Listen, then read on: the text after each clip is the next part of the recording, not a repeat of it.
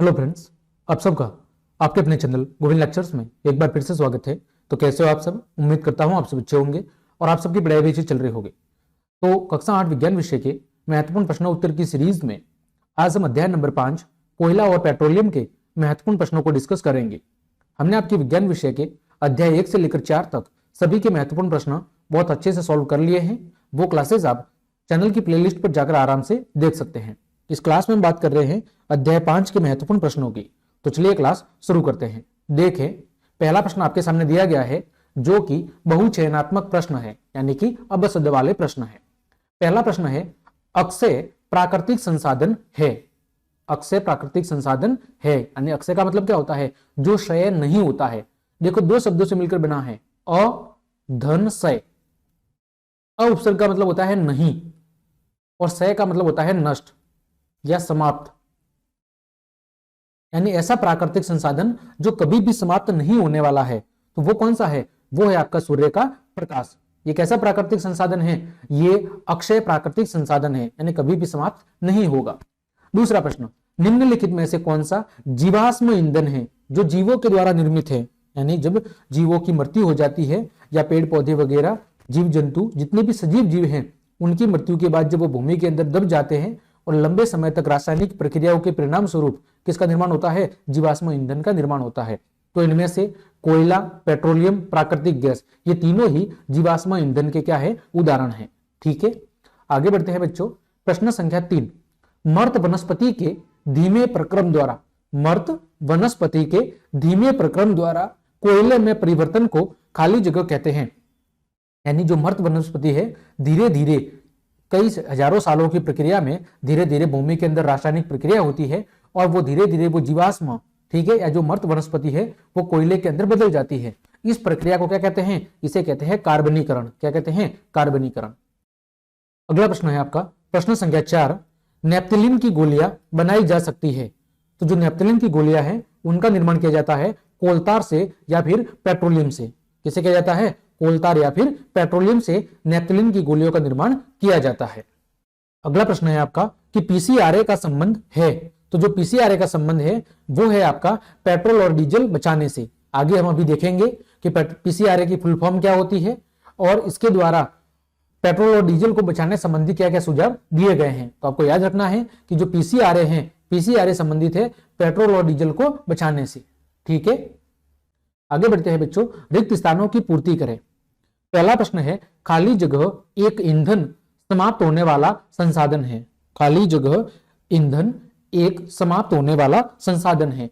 तो जो आपका जीवाश्म ईंधन है, कौन सा? जीवाश्म ईंधन, जिसमें कोयला, पेट्रोल, डीजल, ठीक है, केरोसिन, ये सारी चीजें हैं जो जीवाश्म ईंधन है वो समाप्त होने वाले संसाधन है।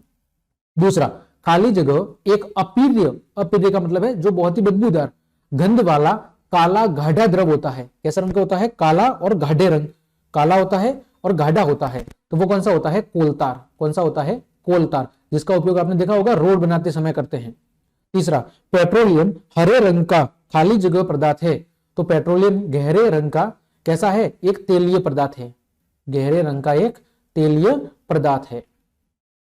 ठीक है बच्चों, आगे बढ़ते हैं। तेलीय पदार्थ कह सकते हैं या आप कह सकते हैं तेलीय द्रव। क्या कह सकते हैं? द्रव। चौथा प्रश्न, विश्व का पहला तेल कुआं खाली जगह में ड्रिल किया गया था। कहां पर किया गया था? वो किया गया था पेनिसिल्वेनिया में। कहा गया था? पेनिसिल्वेनिया में। ठीक है, वहां पर सबसे पहला तेल का कुआं ड्रिल किया गया था, खोदा किया था। प्रश्न संख्या 5 है, कोयले के प्रक्रमण द्वारा कोक बनाते समय खाली जगह प्राप्त होती है। तो कौन सी गैस प्राप्त होती है? उस समय आपकी कोयला गैस प्राप्त होती है। ठीक है, जब कोयले के प्रक्रम द्वारा हम कोक बनाते हैं उस समय प्राप्त होने वाली जो गैस है वो कौन सी होती है? वो आपकी कोयला गैस होती है। आगे बढ़ते हैं सत्य और असत्य वाले प्रश्न। पहला प्रश्न है, कोयला एक जीवाश्म ईंधन नहीं है। तो कोयला क्या है? कोयला एक जीवाश्म ईंधन है, अतः यह कथन गलत है। कोक एक कठोर, सरंध्र और काला पदार्थ है। कोक एक कठोर, सरंध्र यानी छोटे छोटे छिद्र वाला और काला पदार्थ है, बिल्कुल सही बात है। कोलतार एक सुगंधित गाढ़ा काला द्रव होता है, बिल्कुल गलत है।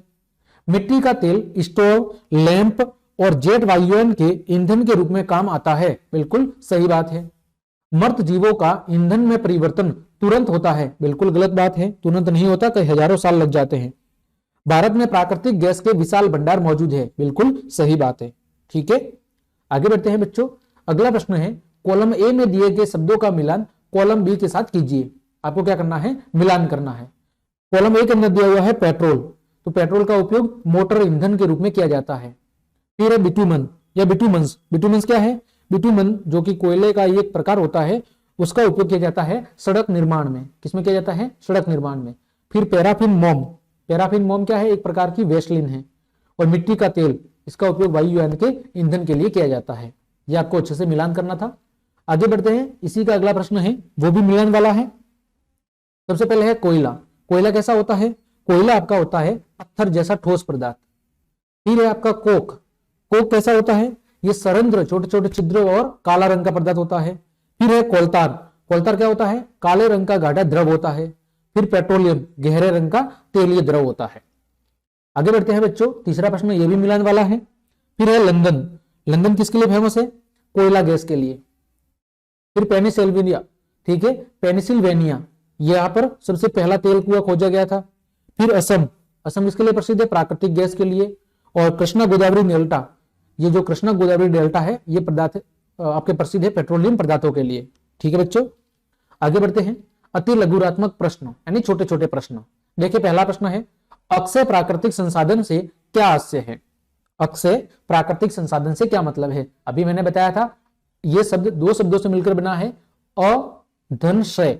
अ का मतलब नहीं और शय का मतलब जो समाप्त नहीं होते हैं, यानी वे संसाधन जो प्रकृति में असीमित मात्रा में उपस्थित है, उनकी कोई लिमिट नहीं है, असीमित मात्रा में उपस्थित है और मानवीय क्रियाकलापों से समाप्त होने वाले नहीं हैं। उन्हें क्या कहते हैं, उन्हें कहते हैं अक्षय प्राकृतिक संसाधन। जैसे उदाहरण की बात करें, मतलब सिंपल सी भाषा में कहे तो वे प्राकृतिक संसाधन जो कभी भी समाप्त होने वाले नहीं हैं, ठीक है, वो कहलाते हैं अक्षय प्राकृतिक संसाधन। जैसे मैंने कहा हवा, ठीक है, दूसरा मैंने कहा जल, तीसरा मैंने कहा सूर्य का प्रकाश। सूर्य का प्रकाश, ये ऐसे संसाधन हैं जिनका आप कितना भी इस्तेमाल कर लो, ये कभी भी पृथ्वी से समाप्त होने वाले नहीं है। ठीक है बच्चों, आगे बढ़ते हैं। परिष्करण से क्या मतलब है। परिष्करण का मतलब होता है रिफाइन करना। रिफाइन का मतलब है कि जो पेट्रोलियम पदार्थ होते हैं उसके अंदर कई सारे पदार्थ क्या होते हैं, मिक्सअप होते हैं। तो पेट्रोलियम के विभिन्न संघटकों यानी प्रभाजों को पृथक करने की जो क्रिया है या जो प्रक्रिया है वो कहलाती है परिष्करण। क्योंकि जो भूमि से पेट्रोलियम पदार्थ प्राप्त होते हैं उसके अंदर कई सारी चीजें शामिल होती है। पेट्रोलियम के अंदर जैसे हो गया डीजल, केरोसिन, पेट्रोल, ठीक है, फ्यूल, कोलतार, ये सारी चीजें एक साथ क्या होती है, मिक्सअप होती है। तो इनको अलग करना, वो क्या अलग करने की जो प्रक्रिया है उसे कहते हैं रिफाइन करना या परिष्करण करना। अगला प्रश्न है बच्चों, अधिक व्यावसायिक महत्व के कारण पेट्रोलियम किस नाम से जाना जाता है। यानी व्यवसायिक की दृष्टि से, व्यवसाय की दृष्टि से, अर्थव्यवस्था की दृष्टि से जो आपके पेट्रोलियम पदार्थ है वो बहुत ही ज्यादा महत्व है रखते हैं, ठीक है। अतः इन्हें दूसरा किस नाम से जाना जाता है, तो इन्हें कहा जाता है काला सोना। क्या कहते हैं, काला सोना कहते हैं। अगला है आपका सीएनजी का पूरा नाम, आप सब जानते हैं, कंप्रेस्ड नेचुरल गैस, संपीड़ित प्राकृतिक गैस। कई बार परीक्षा के अंदर पूछा गया है। फिर बात करें घरों के अंदर उपयोगी पेट्रोलियम गैस, तो घरों के अंदर जो काम आती है वो आती है एलपीजी। इसका फुल फॉर्म क्या होती है, लिक्विड पेट्रोलियम गैस यानी द्रवित पेट्रोलियम गैस, ठीक है, दोनों इंपॉर्टेंट है। सीएनजी का उपयोग वाहनों में किया जाता है और घरों के अंदर एलपीजी का उपयोग किया जाता है।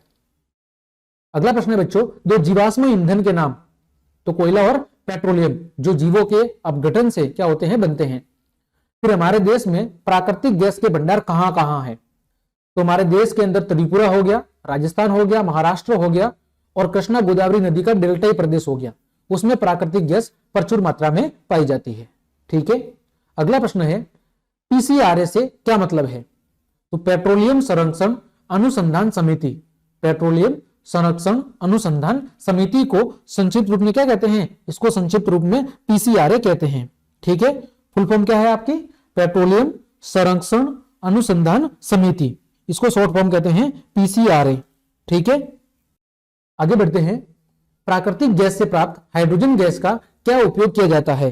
प्राकृतिक गैस से प्राप्त हाइड्रोजन गैस का क्या उपयोग किया जाता है, यह आपको बताना है।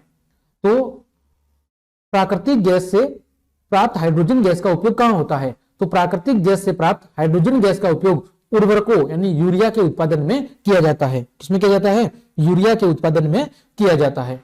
ठीक है, आगे बढ़ते हैं। लघुरात्मक प्रश्न,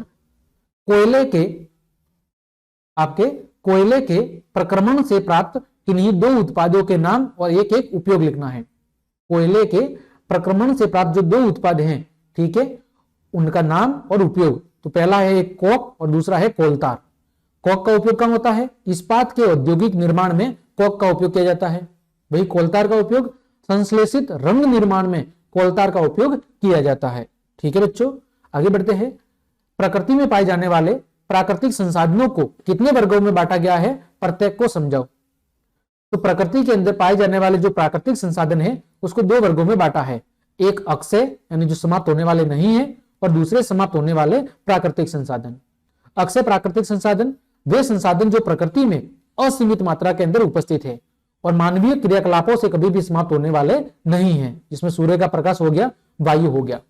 फिर है समाप्त होने वाले प्राकृतिक संसाधन। तो प्रकृति में इन स्रोतों की जो मात्रा है वो सीमित है, यानी ये प्रकृति के अंदर लिमिटेड है।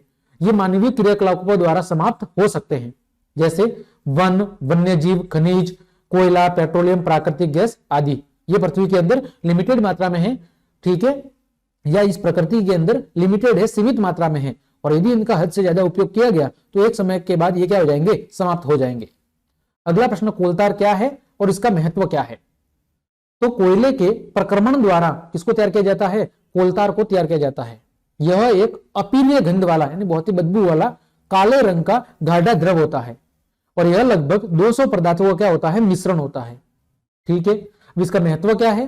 तो कोलतार से प्राप्त उत्पादों का दैनिक जीवन में बहुत ही ज्यादा उपयोग होता है। कहां कहां?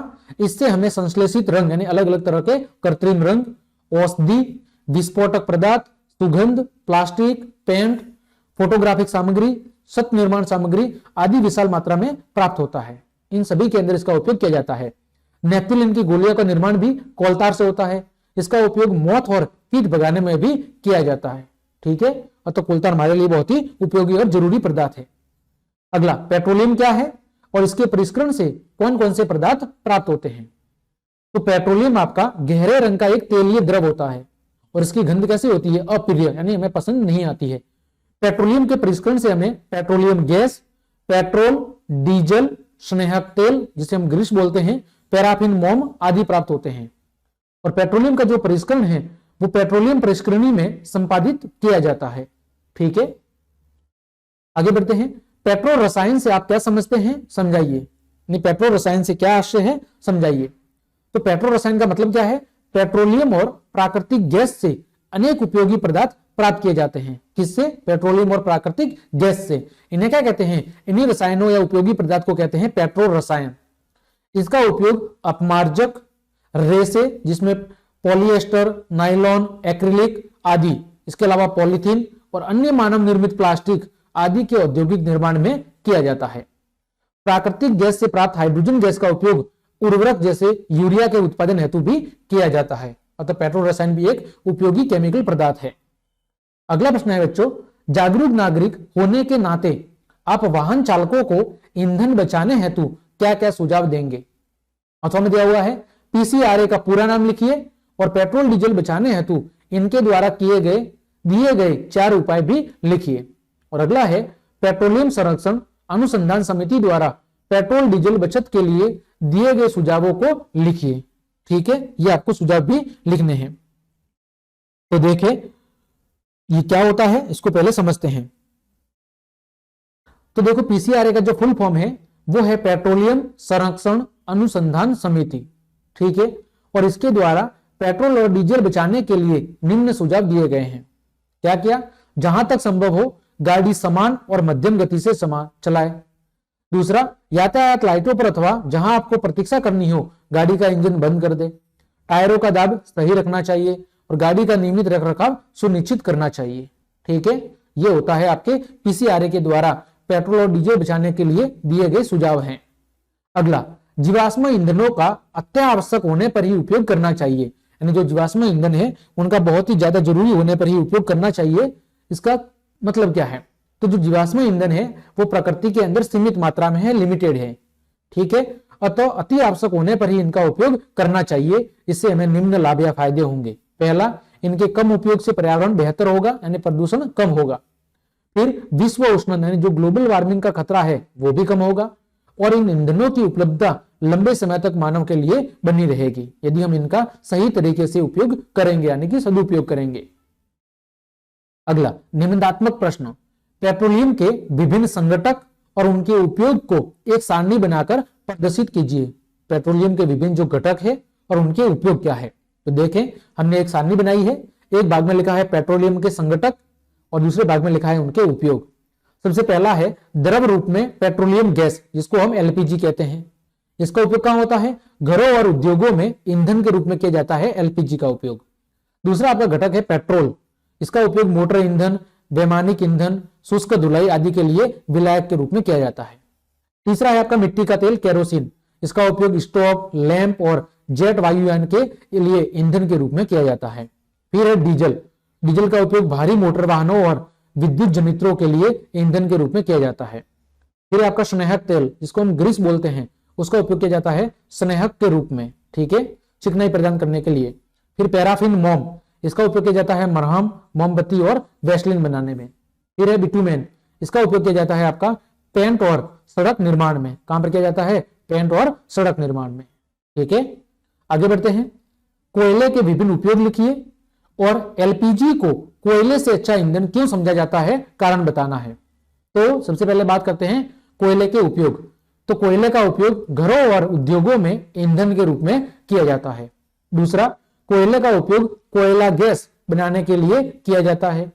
तीसरा, कोयले का उपयोग कोक बनाने के लिए किया जाता है। चौथा, कोयले का उपयोग कोलतार बनाने के लिए किया जाता है, और यह कोलतार बेंजीन, टाउलिन, एनिलीन, नेप्थलीन और एंथ्रासिन जैसे महत्वपूर्ण कार्बन यौगिकों का क्या है? स्रोत है। कौन? कोलतार। फिर कोयले का उपयोग संश्लेषित पेट्रोल और संश्लिष्ट प्राकृतिक गैस बनाने के अंदर भी किया जाता है। तो ये हो गए कोयले के महत्वपूर्ण उपयोग।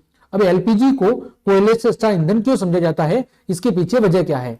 तो पहला कारण है कि जो एलपीजी है वो बिना धुआं उत्पन्न किए हुए जलती है, जिससे वायु का प्रदूषण बहुत ही कम होता है या न के बराबर होता है। दूसरा, एलपीजी का ऊष्मीय मान, ठीक है, यानी ताप है वो उच्च होता है, जिससे वह जलने पर बहुत अधिक क्या देती है? ऊष्मा उत्पन्न करती है। इस वजह से एलपीजी को कोयले से बेहतर माना जाता है। अगला कारण और है, एलपीजी पूर्ण रूप से जलती है और कोई अवशेष पीछे नहीं छोड़ती है, लेकिन कोयला पूर्ण रूप से नहीं जलता है और पीछे अवशेष के रूप में राख छोड़ता है। फिर एलपीजी आसानी से जलती है और एलपीजी के जलने से कोई हानिकारक गैस भी नहीं बनती है। वही बात करें कोयले की, तो कोयले के जलने से बहुत ज्यादा धुआं निकलता है, वायु प्रदूषण होता है। कोयले का ऊष्मीय मान भी अपेक्षाकृत कम होता है। कोयला पूर्ण रूप से नहीं जलता है और काफी मात्रा में पीछे राख छोड़ता है, और कोयला आसानी से जलता भी नहीं है, और कोयले के जलने से हानिकारक गैसें भी उत्पन्न होती है। अतः इन कारणों की वजह से जो आपकी एलपीजी है वो कोयले से बेहतर है, ठीक है। तो इस प्रकार हमने आपके अध्याय 5 के जितने भी महत्वपूर्ण प्रश्न बन रहे थे उन सभी को बहुत अच्छे से डिस्कस कर लिया है। लेकिन आप सबसे रिक्वेस्ट है कि ज्यादा से ज्यादा अपने मित्रों को शेयर करें, लाइक कमेंट जरूर करें, और यदि आपने अभी तक चैनल को सब्सक्राइब नहीं किया है तो कृपया करके चैनल को सब्सक्राइब कर ले, और साथ ही साथ बेल आइकन को दबाना ना भूलें, ताकि मेरी प्रत्येक क्लास की जानकारी आपको समय पर मिल सके। तो आज के लिए इतना ही। जय हिंद, जय भारत।